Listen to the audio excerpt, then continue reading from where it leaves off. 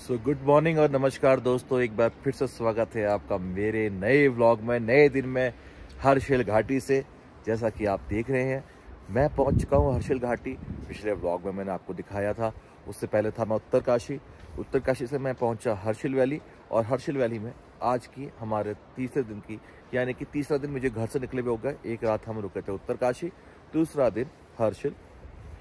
तो आज तीसरा दिन है हमारा हर्षिल में। और आज की जो सुबह है वो बहुत खुशनुमा है। ठंड तो जायज़ बात है, आप पहाड़ों में आए हैं तो ठंड तो देखनी बनती है ना। तो अब इतनी भी ठंड ना मिले तो फिर पहाड़ों में आने का फ़ायदा है क्या।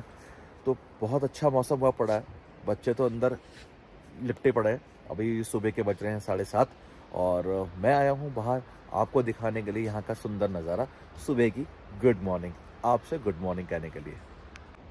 दोस्तों देखिए, दूर चोटियों पर तो बर्फ़बारी शुरू हो चुकी है और आप देख रहे हैं बर्फ़ सामने सफ़ेद चादर जो है बिछ गई है पहाड़ों पे। क्योंकि अभी का टेम्परेचर यहाँ पे 2 है और जो सुबह का टेम्परेचर था वो करीब आपके तो पहाड़ों पे तो बर्फ़ पड़ रही है अच्छी खासी। मतलब अभी शुरुआत हो चुकी है हर्षिल वैली में।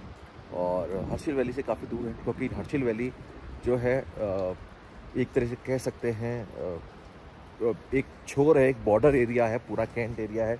इससे आगे आपको तिब्बत लग जाता है, निलोंग वैली एंड तिब्बत लग जाता है। तो इस तरफ मेरे पीछे भी पहाड़ों पे बर्फ़ पड़ चुकी है और इस तरफ भी पीछे जो है पहाड़ों पे बर्फ़ पड़ चुकी है। फिलहाल जो मैं आपको दिखा रहा हूँ वो देखिए। ये देखो दोस्तों, यहाँ जब पाला जो है ना पड़ के वाइट हो चुका है, बिल्कुल एकदम जैसे सफ़ेद। ये देखो बिल्कुल एकदम वाइट बुरबुरा। ये देखो जो ओस पड़ी थी ना, पाला ये जम रहा है, तो ठंड का एहसास तो हो रहा है और कुछ कुछ देख के अच्छा भी लग रहा है। और यहाँ से जो नज़ारा है ना सामने हमारे होटल से, ये देखो, जब आप अपने होटल के कमरे से निकले और बाहर आपको ऐसा नज़ारा दिखाई दे तो वाकई में मज़ा आ जाता है उस।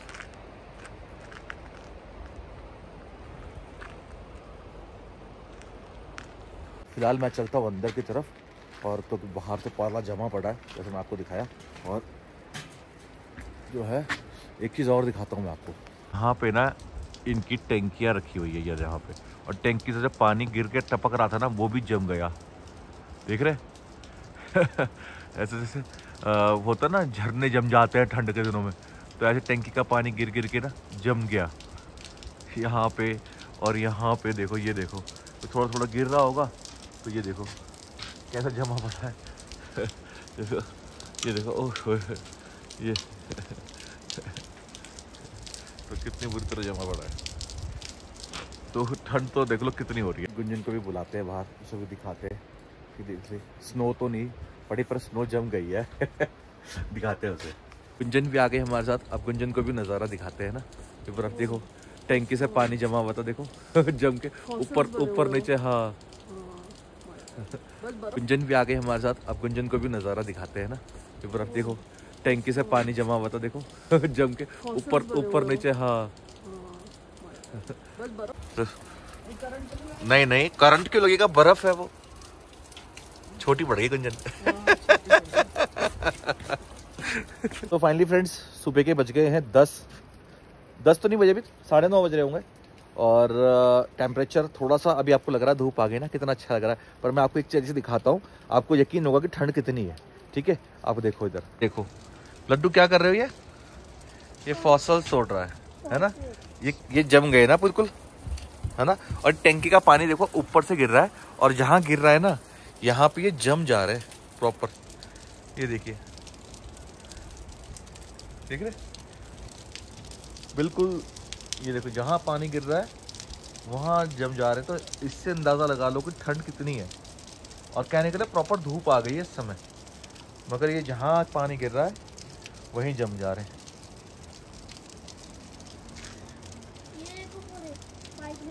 और ये देखो, ये पूरा है ना, ये देखो पूरे के पूरे ये पूरे जम गए आइस।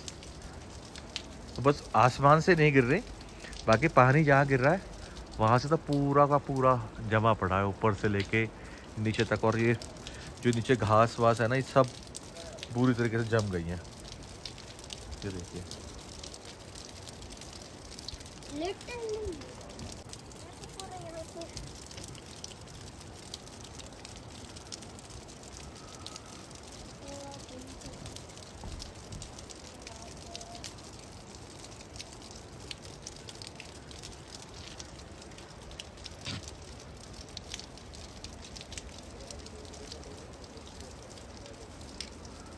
फाइनली दोस्तों गुड मॉर्निंग एक बार फिर से। और अब हम निकल चुके हैं अपने होटल से गंगोत्री जाने के लिए। तो फिलहाल सुबह के बज रहे हैं 11:30 और हमें नहाते धोते और ब्रेकफास्ट करते ना टाइम थोड़ा लग गया, क्योंकि ठंड भी बहुत ज़्यादा थी और थोड़ा सा गीज़र भी उनका कम ही काम कर रहा था। सो निकल गए हैं यहाँ से हर्षिल से गंगोत्री के लिए। और ये पूरा कैंप साइट एरिया है, तो यहाँ पे बहुत ज़्यादा ना वीडियोग्राफी भी नहीं कर सकते आप, बहुत ज़्यादा बैन है। जायज़ बात है, देश की सुरक्षा के लिहाज से हमें ये करना चाहिए। और फिलहाल आगे की तरफ मैं आपको दिखाता हूँ कि ये हर्षिल वैली का एंट्रेंस है जो आपको आगे दिखाई दे रहा है। ये देखिए पूरा कैंप एरिया है ना, क्योंकि इससे आगे निलोंग वैली पड़ती है। निलोंग वैली के बाद सीधा तिब्बत आता है।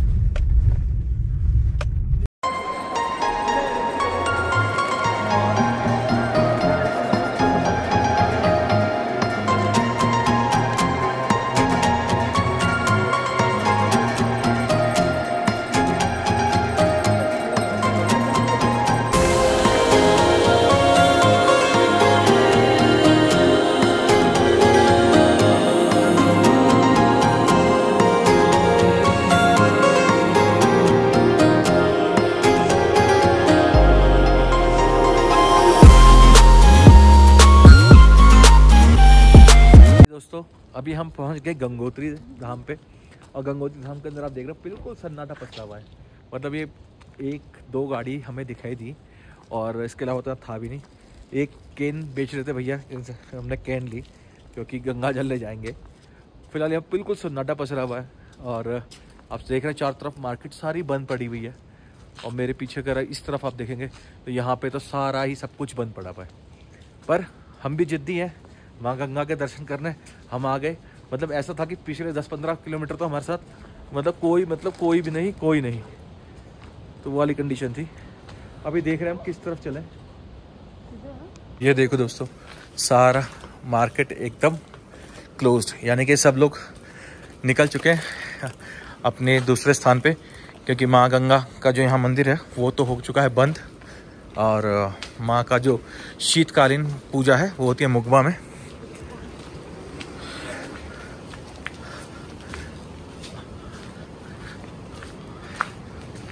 और यहाँ सब लोग चले गए हैं, बहुत ही कम लोग हैं।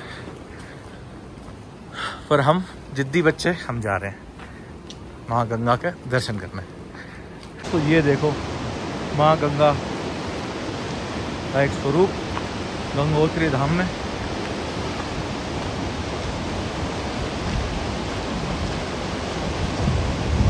जय माँ गंगे, हर हर गंगे।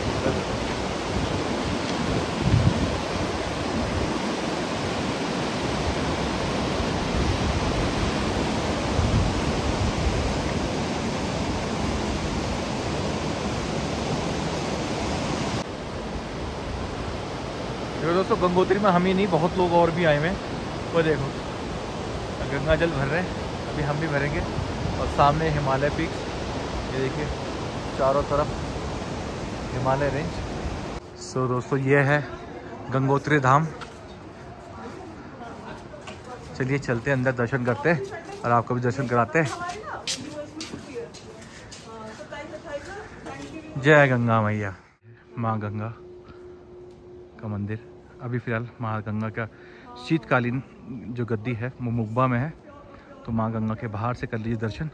और बहती हुई गंगा माता तो हमने आपको दिखाई दी है, ये देखिए। सो दोस्तों ये है माँ गंगा का मंदिर गंगोत्री धाम। और गंगोत्री धाम में आप देख रहे होंगे यहाँ पे बहुत अभी तो बिल्कुल खाली पड़ा हुआ है। यूजुअली सीज़न के टाइम पे तो पूरा रश होता है। और चारों तरफ से हिमालय रेंज। तो हिमालय की गोंद में बसी माँ गंगा और गंगा जी का ये मंदिर। साथ ही यहाँ पे रहने के बाद उसके लिए आपके पास जो ऑप्शन आते हैं वो आते हैं गढ़वाल मंडल निगम वालों के, GMVN के, ये यहाँ पे रखे हैं।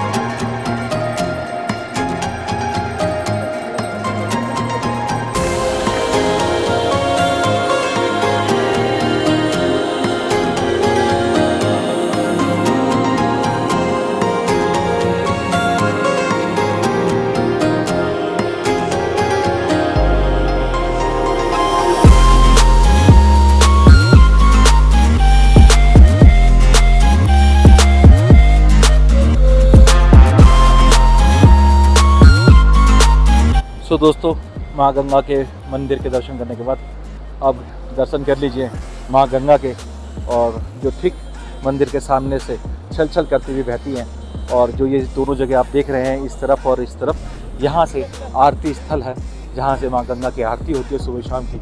और माँ गंगा अपनी जो धाराओं को समेटे हुए और अपने भक्तों को आशीर्वाद देते हुए आगे निकलती है। तो माँ गंगा का ये स्वरूप सामने ग्लेशियर से निकलने के बाद, गौमुख से आने के बाद गंगोत्री, जहाँ माँ गंगा का उद्गम स्थान बोला जाता है, तो माँ गंगा यहाँ से छल छल करती हुई आगे की तरफ अपनी यात्रा बढ़ाती है। तो माँ गंगा के दर्शन कीजिए। माँ गंगा आप सभी पे अपनी कृपा बनाए रखे, इसी आशा के साथ हम अपने ब्लॉग को आगे कंटिन्यू करते हैं। तो चलिए चलते हैं।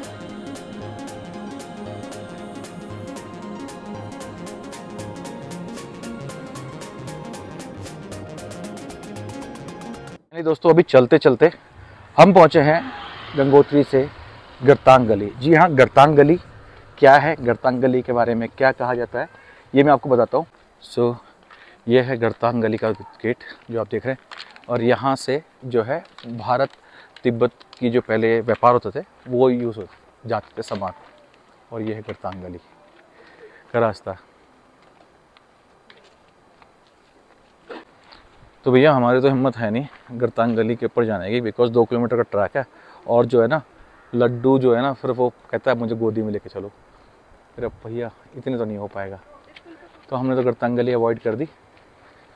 फ़िलहाल अगर आप लोगों को गरतांग गली जाना तो 200 रुपये का टिकट है यहाँ से, और उसके बाद आप 2 किलोमीटर का ट्रैक करके जा सकते हैं।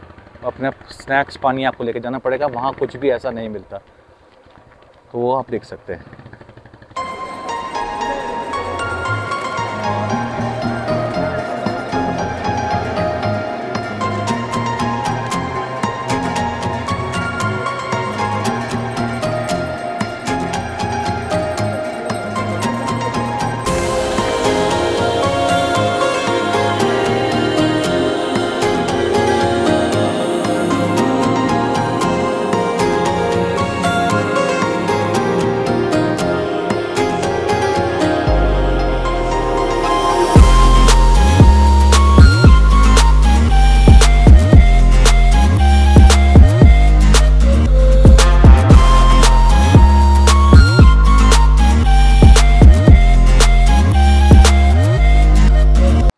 दोस्तों, गंगा माता के गंगोत्री में दर्शन करने के बाद हमने किया लंच, और लंच करके हम आ गए हैं दोबारा गंगा माता के दर्शन करने। यानी कि हम पहुंच गए हैं मुखबा गांव। मुखबा गांव जहां गंगा माता की शीतकालीन गद्दी है, जहां माता की शीतकालीन पूजा हुई जाती है, करी जाती है। क्योंकि गंगोत्री में आपने देखा, गंगोत्री में तो बंद है। तो अभी आ गए हम मुखबा गंगोत्री माता के, गंगा माता के दर्शन करने। तो अब हम जा रहे हैं गंगा माता के दर्शन करने, यानी गंगा माता की शीतकालीन पूजा जहाँ की जाती है मुखबा गांव। तो गाड़ी हमने वहाँ लगा दी पीछे। फिलहाल बहुत ज़्यादा भीड़ तो नहीं दिखाई दे रही है, और आशा करते हैं माता भी हमें जल्दी जल्दी दर्शन देंगी। और क्योंकि आज हमारा है आखिरी दिन हर्षिल में, कल हमें सुबह यहाँ से करना है चेकआउट। और एक और जगह है जो हमें जाना है, यानी कि बागोरी विलेज, जो मैं चाहता हूँ कि आप लोगों के साथ वहाँ का भी एक्सपीरियंस शेयर करूँ। तो समय है थोड़ा कम, फटाफट गंगा माता के दर्शन करते हैं और चलते हैं फिर। चलिए, बोले गंगा माता की जय। तो यहाँ पे बोर्ड लगा हुआ है, गंगा माता मंदिर का जो रास्ता है वो यहाँ से है। तो चलिए चलते हैं ऊपर की तरफ और करते हैं माता के दर्शन। जय माता दी। ये है माँ गंगा का मंदिर, मुगबा गांव। मुगबा गांव अपने फलों के लिए, अपने सेब के लिए बहुत प्रख्यात है। दूसरा, मुगबा गांव इसलिए ज़्यादा प्रसिद्ध है क्योंकि यहाँ पे माता की शीतकालीन पूजा की जाती है। ठीक जैसे बद्री केदार की शीतकालीन पूजा वहाँ नहीं होती, वैसे ही माता गंगा की जो शीतकालीन पूजा है वो यहाँ होती है इस मंदिर में। सुबह मैंने आपको दिखाया था जो गंगोत्री है, गंगोत्री में भी सब कुछ बंद था। यहाँ भी उतना ज़्यादा चहल पहल अभी नहीं है, सीज़न नहीं है, तो इस शीतकालीन पूजा जो है माँ की वो यहाँ होती है। सो ये देखो दोस्तों, यहाँ बगल में ये पुराने घर बने हुए हैं और कितनी साल पुराने होंगे इससे को देख के आप अंदाज़ा लगाइए। कोई लेंटर नहीं, कोई सीमेंट नहीं, लकड़ियों के ढांचों पे खड़ा हुआ। और देखिए बिजली का मीटर लगा हुआ है, यानी कि वर्किंग है। और इन पे नक्काशियाँ, बड़ी सुंदर सुंदर नक्काशियाँ हुई हुई हैं। ये देखिए दोस्तों, कितने सुंदर कलाकारी लकड़ियों के बने हुए घर ऊपर तक आपको दिखाई देंगे। ये देखिए,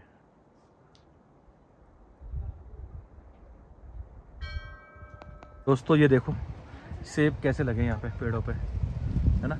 ये बचे हुए सेब हैं। बाकी नीचे तो आप हालत देख लो कि शहरों में तो 100 रुपये 150 रुपये किलो खरीद रहे हो, यहाँ की हालत सेबों की ऐसी है कि कोई खा के राजी नहीं है। और ये इन्होंने पेड़ों पर छोड़ दिए हैं, मतलब जो आए वो पेड़ खा ले, कोई बात नहीं, क्योंकि वहाँ जाने का रास्ता नहीं है, तो इसलिए वो वहाँ टूट नहीं पाए, है ना। ये देखो लगे हुए हैं सेब, इधर भी लगे हैं, इधर भी लगे हैं, ऊपर नीचे अभी भी लगे हुए हैं।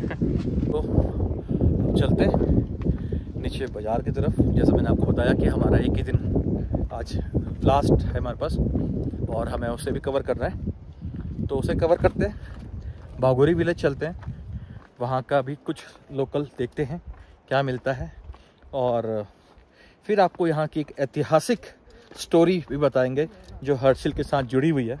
ऐतिहासिक, इतनी ऐतिहासिक है कि उसके ऊपर पूरी फिल्म बनी हुई है और स्वर्गीय श्री राज कपूर जी ने वो फिल्म बनाई थी।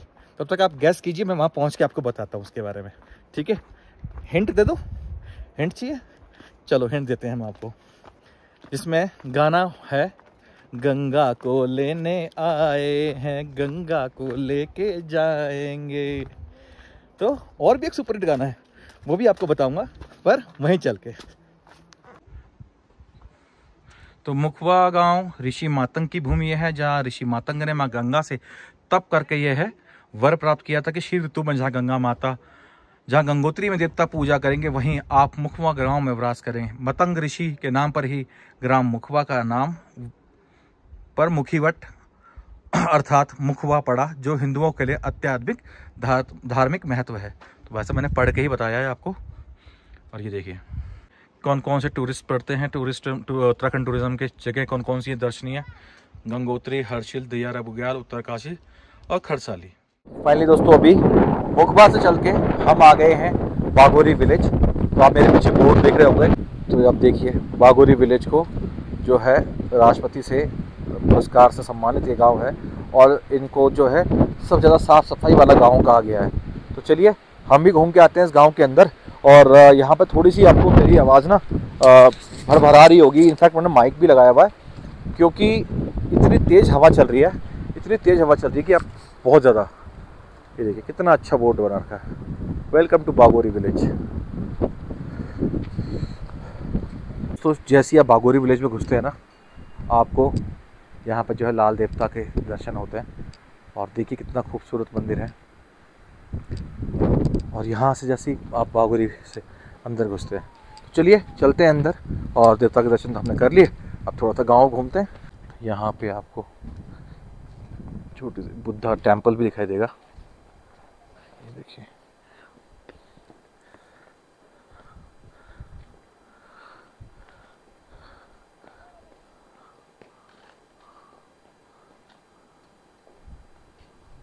देखिए यहाँ पे पुराने घर सब देखिए किस उसमें ऊपर ना डेट भी लिखी हुई है कब का बना हुआ है। धनपाल सिंह राणा सन 1971 15/8/1971 में। बताइए। और अभी भी कितने टाइम से लकड़ियाँ ये बारिश में तूफान में खड़े खड़े अभी भी ये बिल्कुल ऐसे कैसे ही चल रही है। कितनी सुंदर नक्काशी की जाती थी उस समय पे इन लकड़ियों पे। सोचिए कितने अच्छे कारीगर रहे होंगे और कितनी मजबूती से इनको बनाया गया होगा कि ये आज भी इतने मजबूत हैं। कि यहाँ पे सब हाथों से बनाते हैं। सॉक्स, टोपियाँ, स्वेटर्स। पूरे गांव में बिल्कुल ऐसा लग रहा है कि हम ही हम घूम रहे हैं। गांव में गब्बर सिंह आके सबको धमकी देके गया है कोई बाहर ना निकले, तो वाली कंडीशन हो रही है। सबके घरों में ताले लगे हैं, कोई दिखाई नहीं दे रहा दूर दूर तक। और पूरे बागोरी विलेज में हम ही हम घूम रहे हैं क्या बात है। चलो इसका भी अपना मज़ा है। अगर आप लोग अगर आते हैं तो बागोरी विलेज ज़रूर विजिट कीजिएगा। अभी हो थोड़ा सा ऑफ सीज़न है, आप कभी सीज़न टाइम पे आएंगे तो आपको यहाँ पे अच्छा मज़ा आएगा। एप्पल के यहाँ पे इन्होंने इनके पेड़ वगैरह हैं। एप्पल तो सब खा गए, पेड़ पेड़ रख उड़ गए फाइनली दोस्तों चलते चलते हम गांव के दूसरे कोने में निकल आए और यहाँ पर यह एक हेलीपैड एरिया है जहाँ हेलीकॉप्टर्स उतरते हैं, जैसे हमने बताया आपको डिफेंस एरिया। तो यहाँ पे जो है हेलीकॉप्टर्स वगैरह आते हैं, ये आप देख रहे होंगे है ना, बीच में हेलीपैड बना हुआ है। और आप यहाँ से नज़ारा देखिए कितना खूबसूरत है। और ये देखिए पुल। चलिए पुल के ऊपर चलते हैं। तो इस पुल के ऊपर चलते हैं और कुछ फ़ोटो वोटो शूट करते हैं। कितना अच्छा लग रहा है, बढ़िया लग रहा है, मज़ा आ रहा है। क्या बात है। हवा तो बहुत ज़बरदस्त है। ये झंडे आपको देख के समझ में आ रहे होंगे कि कितनी तेज़ उड़ रहे हैं, है ना। ये झंडे जो लगे हुए हैं इसमें काफ़ी लोगों की प्रार्थनाएं हैं इन झंडों में, ये लगी हुई है। और नीचे छल छल करती गंगा जी, क्या बात है।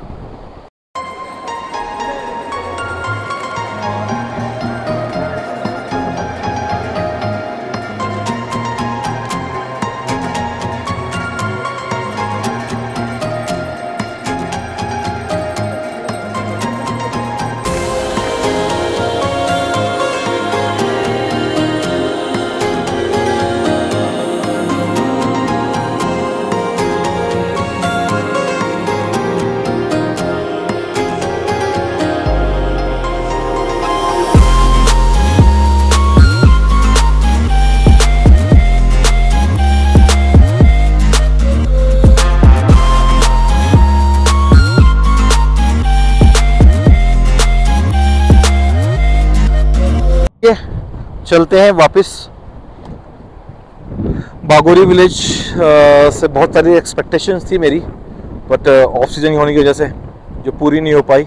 मगर एक खूबसूरत नज़ारा जो इन आँखों को सुकून देता है, जो ये कहता है कि तुम इतनी दूर आए हो तो कोई बात नहीं। बहुत कुछ इन आँखों ने, इस मन ने बहुत कुछ ऐसा मेस्मराइजिंग मोमेंट्स जी लिए जो कि बहुत सुंदर है।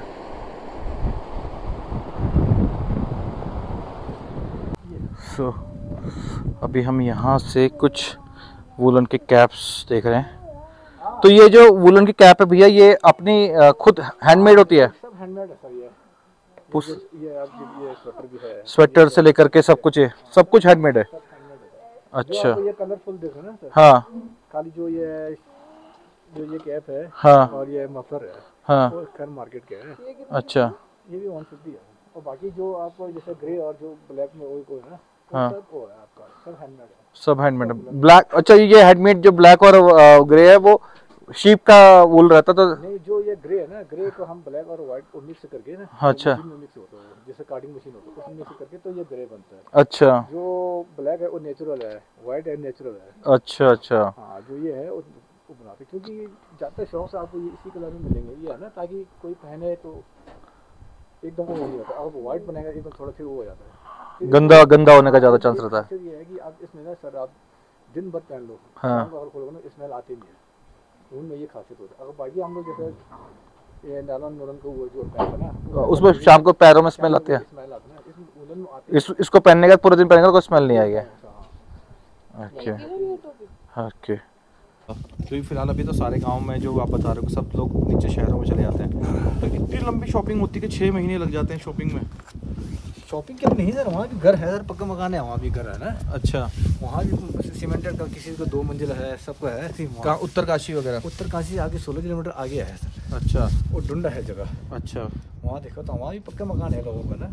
तो यहाँ पे बेसिकली जो कम्युनिटीज़ हैं वो कौन सी, बुद्ध कम्युनिटीज़ और बुद्ध के ज़्यादा हिंदू भी है, लेकिन ऐसे की रिस्पेक्ट है ना सर। हाँ, तो आप हिंदू धर्म में भी है पहले, यहाँ ऐसे कि एक्चुअल में यहाँ पे आपको देखो होगा लास्ट वहाँ पर एक वो है, एक बना हुआ यहाँ पर गुम्बद बना है। हाँ, हाँ, वो है तो वहाँ वो भी बैठते हैं, लेकिन ऐसे की रिस्पेक्ट करते। हाँ, नहीं रिस्पेक्ट तो जायज़ बात है, हर समाज हर ज़्यादातर हिंदू के खिलाफ। अच्छा, हिंदू जो हमारे जो मानते हैं। अच्छा, अच्छा, आपको जो वहाँ लाल देवता का मंदिर है हमारे, हाँ, लाल देवता मंदिर है, देवी का मंदिर है आगे। हाँ, अच्छा, अच्छा। यहाँ नीचे आपको शिव। तो अब जब सब आएंगे वो मार्च अप्रैल में वापस आएंगे? मार्च अप्रैल में जैसे जैसे जिनका काम निपटता है ना सर। हाँ। वैसे तो ऐसा कि बच्चों का जैसे पेपर होता है अप्रैल में, मार्च अप्रैल में बच्चों का पेपर जैसे निपटते हैं, वैसे लोग आना शुरू कर देते हैं। अच्छा, बच्चे उनके सबके वहीं पढ़ रहे हैं?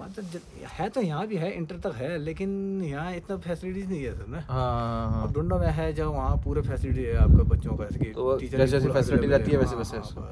फिर जैसे कि इंटर के बाद किसी का जैसे कॉलेज करना हो, वहाँ से नज़दीक है, उत्तरकाशी नज़दीक है, कोई देहरादून चले जाते हैं, कोई दिल्ली चले जाते हैं। हाँ, जैसे अपने कैरियर के अकॉर्डिंग जिसको जैसे पढ़ाई करनी है, तो यहाँ पे बस ये कोई जैसे कोचिंग करना है तो आपके कोई दिल्ली चले जाते हैं, कोई मेरठ चले जाते हैं। तो मेन यहाँ पे सीजन का ही ज़्यादातर जोर रहता है। हाँ, यहाँ सीजन पे ही है सर।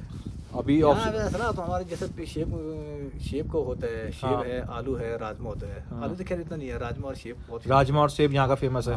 तो फिर हमारा तो खैर ज़्यादा आपका ये जो है ना, ये हमारा एक्चुअल प्रोफेशनल हमारा यही है सर। अच्छा, उनका ही है।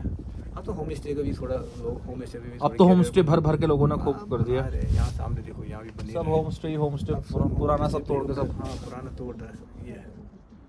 तो राजमा वगैरह लेनी हो तो कहाँ मिलेगी यहाँ पे? राजमा तो खैर अभी तो मुश्किल, अब तो गाँव खाली हो गए साहब, या तो उत्तरकाशी पता पड़ा है, या आपको हर्षिल मार्केट में पता करो। मार्केट में थोड़ा बहुत मालूम हो जाएगी।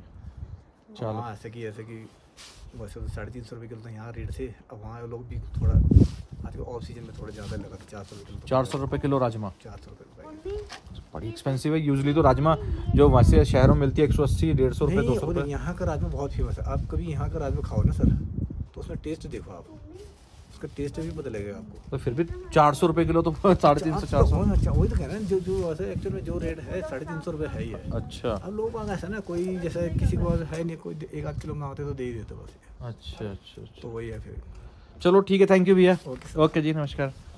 तो फाइनली दोस्तों अभी आपने देखा, हमने शॉपकीपर भैया से बातचीत करी, और यहाँ पे भी ना पार्किंग एरियाज़ हैं, आप रोड पे गाड़ी लगा के जा सकते हैं, और काफ़ी सारे होम स्टे और होटल्स यहाँ पे बने हुए हैं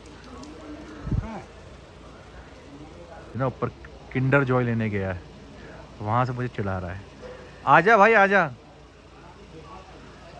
देखो देखो देखो कितना खुश है, कितना खुश है किंडर जॉय लेने के बाद, है ना, कितना खुश है।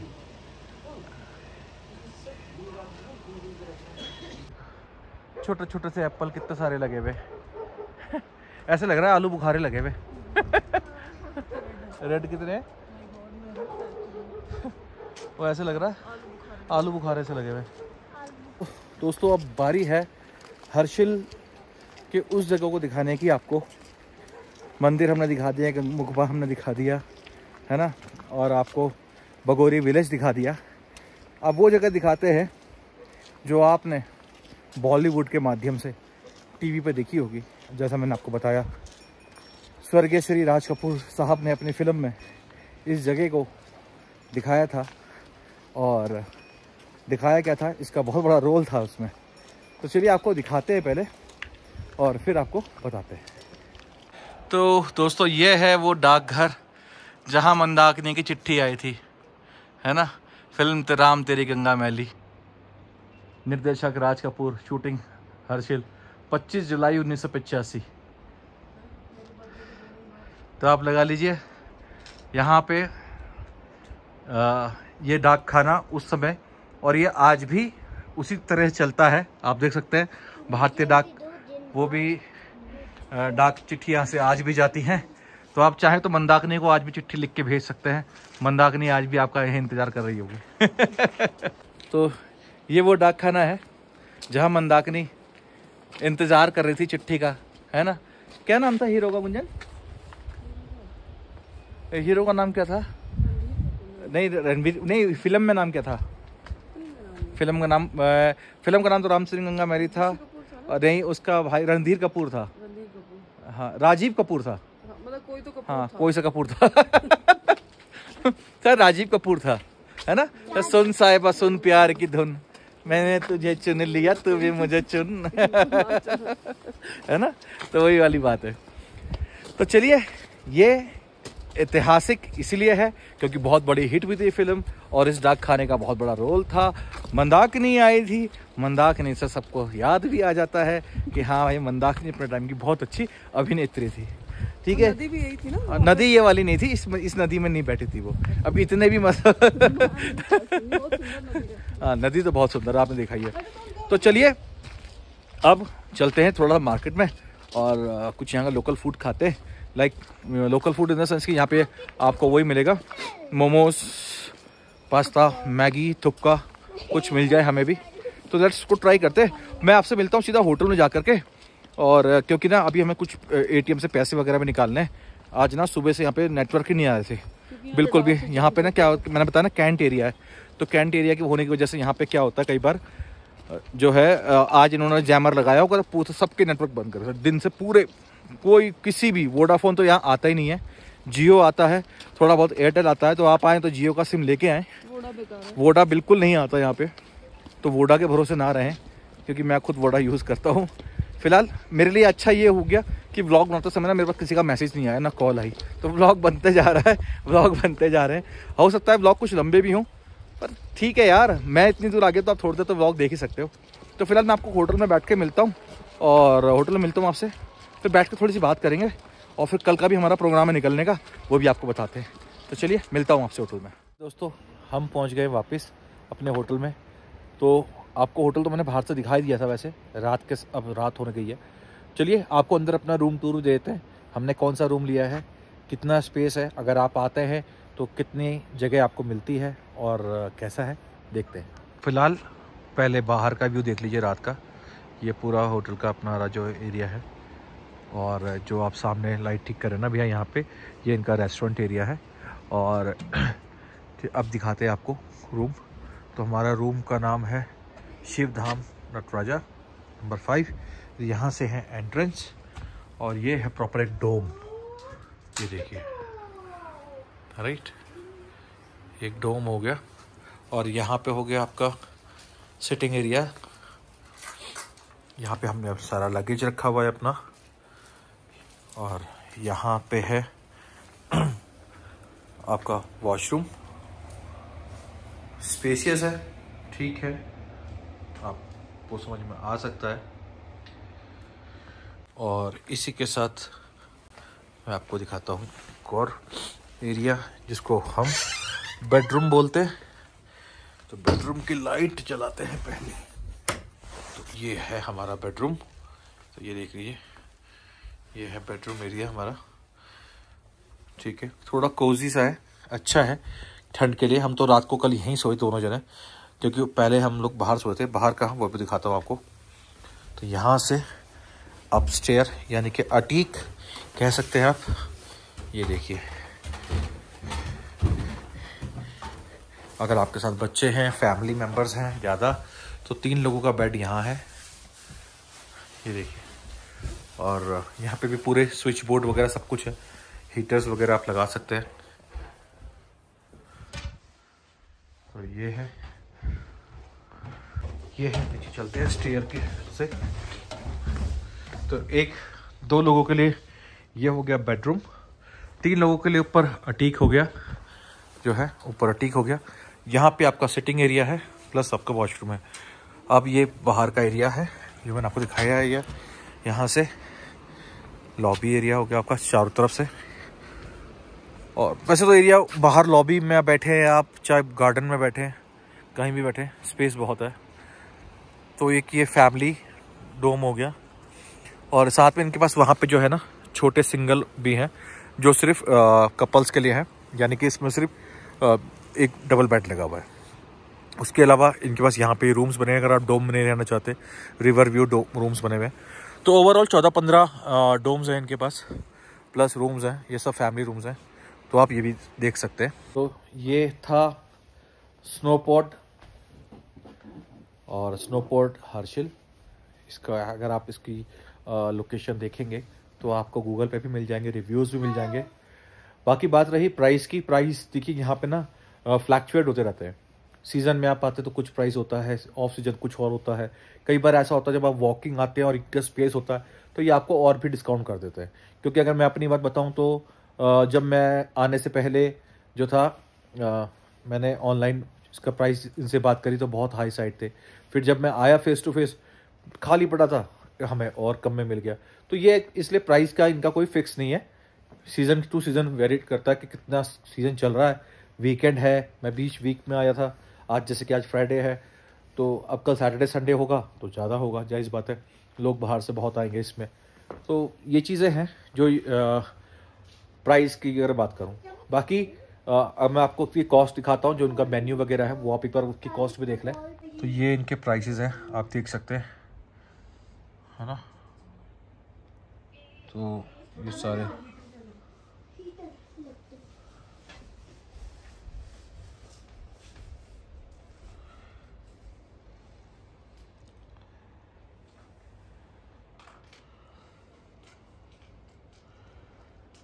तो ये थे इनके प्राइसेस वगैरह। आप आने से पहले जो है अपने रूम्स के लिए बुकिंग और जो भी आपको इनसे डिस्कशन करना वो कर लीजिएगा। बाकी ओवरऑल मैं ये कहूँगा कि हाँ, फैमिली के लिए अच्छा स्पेस है। अगर आप 4 से 5 लोग आते हैं, अगर आपको ये थोड़ा एक्सपेंसिव लगता भी है तो मुझे लगता है कि सही है। क्यों? क्योंकि 5 लोगों का स्पेस है। आप समझिए अगर 5 लोग आप कहीं भी आप किसी भी होटल में जाते हो तो आपको 2 से 3 रूम लेने पड़ेंगे। और वहाँ कैसी फैसिलिटीज़ मिलेंगी नहीं मिलेंगी, फैसिलिटीज़ इनके पास ठीक है। अभी ऑफ सीज़न है तो शायद थोड़ा सा मुझे थोड़ा लगा कि अभी हल्के में ले रहे हैं सबको, क्योंकि उनके पास अभी मेरे को लगता है जो है प्राइस और कॉस्ट और टेस्ट थोड़ा सा उस लेवल पे नहीं पहुंचा है, शायद ऑफ सीज़न की वजह से। May be season two season इनके पास नए शेफ़ आ जाएं या फिर नई टीम आ जाए तो ऐसा होता होगा, मुझे ऐसा बिल्कुल आइडिया नहीं। पर चलिए, ये था स्नोपॉड जो मैंने आपको बताया जहाँ मैं रुका हुआ हूँ फिलहाल। अब है कल सुबह यहाँ से निकलने की बारी, तो बहुत सारी पैकिंग करनी है। और कहाँ जाऊँगा, कल घर नहीं जा रहा हूँ, कल उत्तराखंड की एक और लोकेशन पर हम चलेंगे। कौन सी, वो कल के ब्लॉग में देखते हैं। तब तक के लिए अपना ख्याल रखिए, मस्त रहिए, स्वस्थ रहिए और व्यस्त रहिए। Bye bye.